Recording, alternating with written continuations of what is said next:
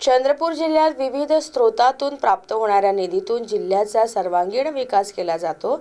यात सर्वसाधारण जिल्हा वार्षिक योजना, अनुसूचित जाती उपाययोजना, आदिवासी उपाययोजना व इतर योजनांचा समावेश आहे। सन 2026-2027च्या जिल्हा नियोजनासाठी मंजूर 658 कोटींची अतिरिक्त मागणी करण्यात आली आहे। राज्याचे आदिवासी विकास मंत्री तथा चंद्रपूर जिल्ह्याचे पालकमंत्री डॉक्टर अशोक उईके यांच्या अध्यक्षतेखाली जिल्हा नियोजन समितीची बैठक आज नियोजन सभागृह येथे पार पडली।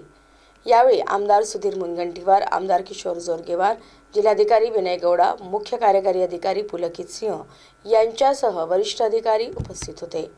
शासनाकडून सन 2026-2027 या आर्थिक वर्षाकरिता सर्वसाधारण जिल्हा वार्षिक योजनेकरिता 358 कोटी 89 लक्ष रुपये, अनुसूचित जाती उपाययोजनेकरिता 75 कोटी तर आदिवासी उपाययोजनेकरिता 111 कोटी 48 लक्ष रुपये कमाल वित्तीय मर्यादेत मंजूर करण्यात आले आहे।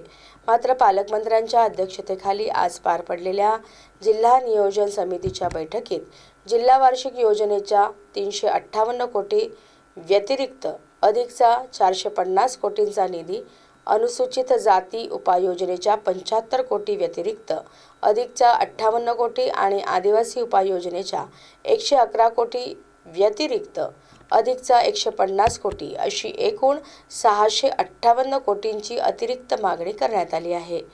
यावेळी जिल्हा वार्षिक योजनेच्या सन 2026-2027च्या शासनाची वित्तीय मर्यादा लक्षात घेऊन एकूण 545 कोटी 36 लक्ष 82 हजार रुपये खर्चाचा आराखडा सादर करण्यात आला।